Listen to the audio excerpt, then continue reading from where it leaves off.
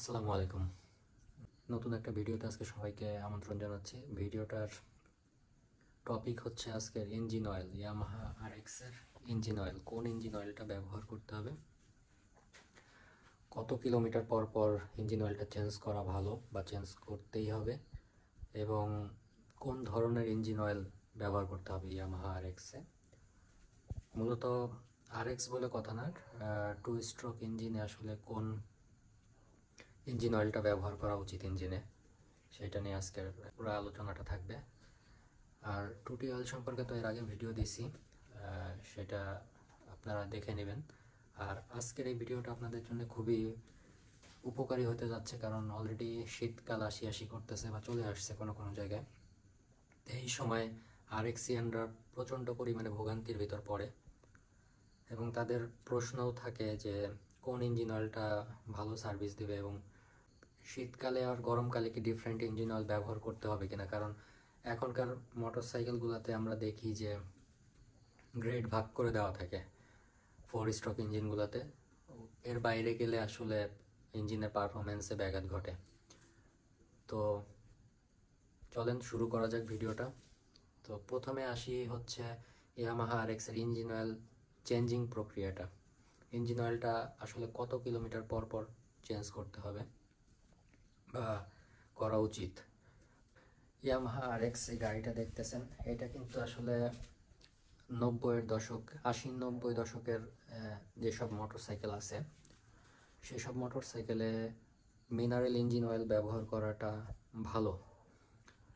আর পাশাপাশি আপনি অন্য ইঞ্জিন অয়েলগুলো ট্রাই করে দেখতে পারেন, তবে আমি প্রেফার করব হচ্ছে সিনথেটিক বা সেমি সিনথেটিক না, এই মোটরসাইকেলগুলোতে মিনারেল ইঞ্জিন অয়েলটা ইউজ করলে আপনি ভালো পারফরমেন্স পাবেন।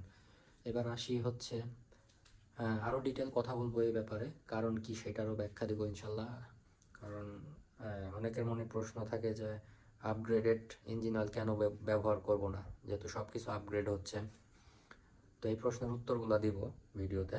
তো সবার আগে যে ব্যাপারটা দেখা উচিত সেটা হচ্ছে যে আমরা ইঞ্জিন অয়েলটা কতদিন পর পর বা কত হাজার কিলোমিটার পর পর চেঞ্জ করবো ইয়ামাহা আরএক্সে।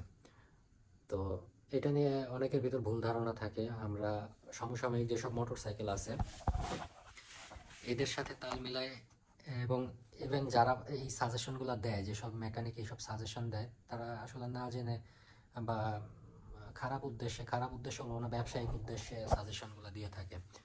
যেমন সিম্পলি 500, 700, 1000, 1500 এর ভিতর এইসব বিভিন্ন গ্রেডের ইঞ্জিন অয়েল আছে, যেটা কোম্পানি রিকমেন্ড করে দেয় যে এত হাজার কিলোমিটার বা এত 100 কিলোমিটার পরে আপনি ইঞ্জিন অয়েলটা চেঞ্জ করবেন। এই ম্যানুয়াল বাইকগুলা, এই যেটা 80-90 দশকে রিলিজ হয়েছে বা বানানো হয়েছে, এদের পারফরমেন্স নিয়ে কোনো দ্বিমত নাই কারণ আসলে এটা আসলে নো হেটার্স গ্রুপের একটা মোটরসাইকেল। এটারে হেট করে এমন কোনো পাবলিক আমার মনে হয় না আছে। সবাই আসলে এই মোটরসাইকেলটা পছন্দ করে যারা জানে, আর যারা জানে না তাদের ব্যাপারটা আলাদা। তো না জানা খারাপ কিছু না। আর জানা পাবলিক যারা আছে তারা, তাদের হেটার সংখ্যা আমি জিরোর পর্যায়ে ধরবো, মানে কোনো হেটার্সই নাই। তো এই মোটরসাইকেলটার ইঞ্জিন অয়েল চেঞ্জ করতে হবে আপনার। যদি মিনারেল ইঞ্জিন অয়েল ইউজ করেন, মিনারেলটা ইউজ করা উচিত। আমি প্রেফার করব মিনারেলটা, কারণ আমি অনেক ইঞ্জিন অয়েল পার্সোনালি ব্যবহার করে দেখছি, আর কোম্পানি সাজেস্ট করে মিনারেল ইঞ্জিন অয়েল। তো কেন আমি বলতেছি সেটা বলবো, তার আগে বলে নেই যে কত কিলোমিটার পর পর এটার ইঞ্জিন অয়েলটা চেঞ্জ করা উচিত। এটা লো মেনটেন্যান্স একটা মোটরসাইকেল, মানে যদি সব দিক বিচার বিবেচনা করা হয় তাহলে এটা লো মেনটেন্যান্স একটা বাইক। এখন দেখা যাচ্ছে যে ইঞ্জিন অয়েলটা অনেক দীর্ঘ সময় পর চেঞ্জ করতে হচ্ছে বলে যে লো মেনটেন্যান্স, সেটা বলতেছি না। অন্যান্য অনেক কারণ আছে এটার পারফরমেন্স। ইভেন আমার কাছে মনে হয় যে আমাদের এক বন্ধু হচ্ছে এই সুজুকির একটা মোটরসাইকেল ব্যবহার করতো, সামুরাই। আমরা সবাই চালাইতাম ওই গাড়িটা অনেক আগে। তো আমাদের সাথে আর এক ফ্রেন্ড ছিল, সে আর কি বলতো যে ওই যদি বলতো যে মোটরসাইকেলে তেল নাই, তেল ভরতে হবে, তো কইতো যে ফু দিয়া এই গাড়ি চলে। ওই ফ্রেন্ডটা বলতো, মানে যার গাড়ি সে না, আরেকজন বলতো আরে ফু দিলেই চলে, সমস্যা নাই, ট্যাঙ্কিতে ফু দিলেই চলে আর কি, সামুরাই। তো ব্যাপারটা হচ্ছে, এটা লো মেনটেন্যান্সের প্রথম পর্যায়ে যে ব্যাপারটা থাকে সেটা হচ্ছে ইঞ্জিন অয়েল। ইঞ্জিন অয়েলটা আপনারা 3000 থেকে 5000 কিলোমিটার পর পর পাল্টাইলেই হবে যদি মিনারেল ইঞ্জিন অয়েল ইউজ করেন। একটা সময় আমি হচ্ছে 1000 কিলোমিটার পর পর চেঞ্জ করতাম। তো স্বাভাবিকভাবে ইঞ্জিনের ভিতর যখন ইঞ্জিন অয়েলটা দেওয়া হয়, বিভিন্ন কার্বন সাবস্টেন্স, তারপর গাদ, এগুলো থেকে কিন্তু ইঞ্জিন অয়েলটা ঢালার সাথে সাথে যদি আপনি আবার ড্রেন দেন, দেখবেন যে ইঞ্জিন অয়েলটা হালকা রং পরিবর্তন করে। তো এই রং পরিবর্তনটা আসলে কোনো ঘটনা না। এটা যদি ইঞ্জিন ফ্লাশ দেওয়া হয় মাঝে সাঝে, ওইটার পারফরমেন্স আরও 5000-এর উপরেও আপনি চালাইতে পারবেন। ইঞ্জিন অয়েলটা দেওয়ার আগে যদি ফ্লাশ দিয়ে নেন, তাহলে হচ্ছে যেই মেটালের গুঁড়া বা কার্বন সাবস্টেন্স থাকে, এগুলো সব আউট হয়ে গিয়ে অ্যাকচুয়াল যে অয়েলটা ওইটাই ইঞ্জিনে টিকে। তো এটা 3000 থেকে 5000 কিলোমিটার পর পর আপনারা চেঞ্জ করবেন। যদি সেইটা সম্ভব না হওয়ার কোনো কারণ নাই, কারণ এটা একটা লং ওয়ে। 3000 থেকে 5000, ধরেন 5000 কিলোমিটার, 5000 কিলোমিটার কিন্তু অনেক লম্বা পথ। তো এরপরে স্বাভাবিকভাবে একটা এত সার্ভিস দিল বাইকটা, তো এটা বাইকের একটা পাওনা থাকে। তো তারপরেও যদি সেটা না করেন, যদি রানিং গাড়ি হয়, 6 মাস অন্তর অন্তর ইঞ্জিন অয়েলটা চেঞ্জ করার চেষ্টা করবেন যদি রেগুলার চালানো হয়। আর ইন কেস যদি সেটাও পসিবল না হয়, অ্যাটলিস্ট আপনি বছরে একবার ইঞ্জিন অয়েলটা ডাউন দিতে হবে। না হলে কিন্তু গাড়ি তো এমনি লো মেনটেন্যান্সে চালাইতেছেন, গাড়ির বন্ধ হয়ে যেতে পারে আর কি, খারাপ হয়ে যেতে পারে ভিতরের পার্টসগুলো সব। তো এই কারণে হচ্ছে, এটা গেল মিনারেলের কথা। এখন সিনথেটিক আর সেমি সিনথেটিক। সিনথেটিকটা আমি প্রেফার করি না, মোটরসাইকেলে সিনথেটিক ইঞ্জিন অয়েল প্রেফার করি না। এটার একমাত্র কারণ আমি আমার অভিজ্ঞতা থেকে আগে বলে নেই। ইঞ্জিনটা প্রচণ্ড হিট হয়, সিনথেটিক অয়েলে হিট হয়, এটা আমার এক্সপিরিয়েন্স। অন্যদের সাথে এটা নাও হইতে পারে, আমার গাড়ির বিভিন্ন ল্যাকিংসের কারণে হয়তো এটা হইতে পারে, কিন্তু আমি এটার বিশ্লেষণটা এইভাবে করতে চাই যে 90-এর দশকের আগে কিন্তু যে মোটরসাইকেলগুলো বানানো হয়েছে, ওগুলো মিনারেলের ক্রাইটেরিয়া দিয়ে বানানো হয়েছে, মিনারেল ইঞ্জিন অয়েল চলবে। তো ওইখানে সিনথেটিক দিলে স্বাভাবিকভাবে তেলের প্রবাহটা বেশি থাকবে, সিনথেটিক অয়েলটার রান ফ্লো খুব দ্রুত হয়, এটা সত্যি কথা। এবং এই কারণেও হয়তো ইঞ্জিনটা বেশি হিট হইতে পারে, ওভার হিট হইতে পারে। তো আমি সিনথেটিক এবং সেমি সিনথেটিক টোটালি ব্যবহার করার পক্ষে না এই গাড়ির জন্যে। এই গাড়ি সিডিআই, সুজুকি, সামুরাই, তারপর শাওলিন, ইয়ামাহা আরএক্স, এগুলোর জন্য আমি বলবো যে মিনারেল ইঞ্জিন অয়েলটা আপনারা ব্যবহার করবেন। এখন আসেন, সিনথেটিক কেন ব্যবহার করবেন না? সিনথেটিকের গ্রেডগুলো তৈরি করা হয়েছে এখনকার যে মোটরসাইকেলগুলা, এগুলা অনেক সূক্ষ্ম সূক্ষ্ম জায়গায় অয়েলটা পাস হইতে হয়, এবং ওইসব জায়গায় যদি কোনো কারণে অবস্টেকল আসে, বাধা আসে, আপনাদের ইঞ্জিন কিন্তু হ্যাম্পার্ড হবে, বাধাগ্রস্ত হবে। তো ওই সব কারণেই কোম্পানিগুলো হচ্ছে ইঞ্জিন অয়েলের গ্রেডটা ধার্য করে দেয়। তারা ওইভাবে টেস্ট করে এবং ওই সূক্ষ্ম ছিদ্র দিয়ে, ওই অল্প জায়গা দিয়ে ওই গ্রেডের তেলটা এত দ্রুত, এত মিলি সেকেন্ডের ভিতরে পাস হবে, এইটা বিবেচনা করে তারা এই জিনিসটা ধার্য করে। আর এই ইঞ্জিনটার ভেতরে, ইঞ্জিনটা যদি কখনো আপনারা খুলে থাকেন বা খোলার সময় দেখে থাকেন, দেখবেন যে খুবই অল্প পরিমাণে কিন্তু পার্টস আছে, যেটা আপনি যদি খেয়াল করে খুলেন বা খেয়াল করেন, যখন খুলে আপনি নিজে ওই ইঞ্জিনটা সেট করতে পারবেন না, হাতে গোনা যাবে এত অল্প পার্টস এটার ভিতরে। তো পার্টসের ঘর্ষণগুলো কমানোর জন্য কিন্তু, ফ্রিকশনগুলো কমানোর জন্য ইঞ্জিন অয়েল ব্যবহার করা হয়। তো এই কারণে আমি বলবো যে এটা মিনারেল ইঞ্জিন অয়েলটা আপনারা ব্যবহার করবেন।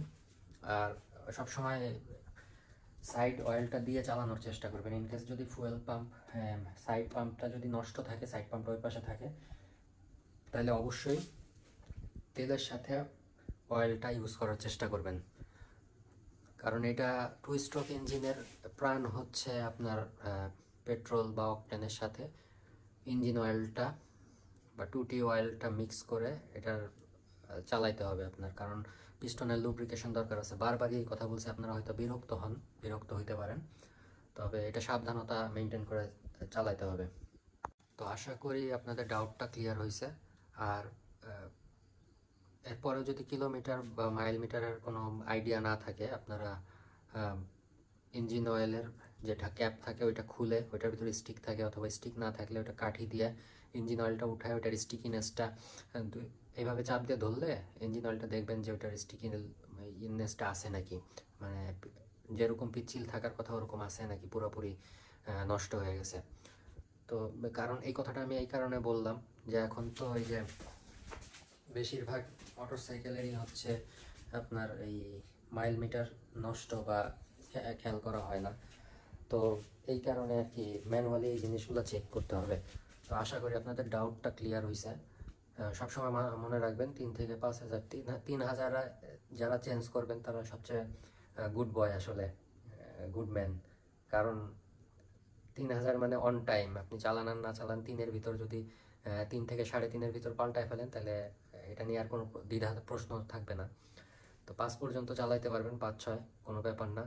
অনেকে 10-12 হাজার কিলোমিটার চালায়। আমার একবার চালাইতে চালাইতে চালাইতে চালাইতে ইঞ্জিন অয়েলের সাথে পানি মিক্স হয়ে, মানে বৃষ্টির ভিতরে অনেক চালাইছিলাম, ইঞ্জিন ডুবে যাইতো, ডুবে গেছিলো আর কি। তো পানি ইঞ্জিন অয়েলের সাথে মিক্স হয়ে কেমন হয় আপনারা হয়তো অভিজ্ঞতা থাকলে জানবেন, ওইটা ক্রিমের মতো হয়ে গেছিলো। নারকেল তেল শীতকালে জমলে যেরকম হয়ে যায় না, গ্রিসের মতো হয়ে গেছিলো, পচা গ্রিস আর কি। গ্রিস তো তাও ভালো ইঞ্জিনের জন্য, কিন্তু এটা পচা গ্রিসের মতো হয়ে গেছিলো। মানে ওইটার কোনো পিচ্ছিল ভাবই তো ছিল না, পিছলা ভাবটাও ছিল না, ক্রিমের মতো হয়ে গেছিলো।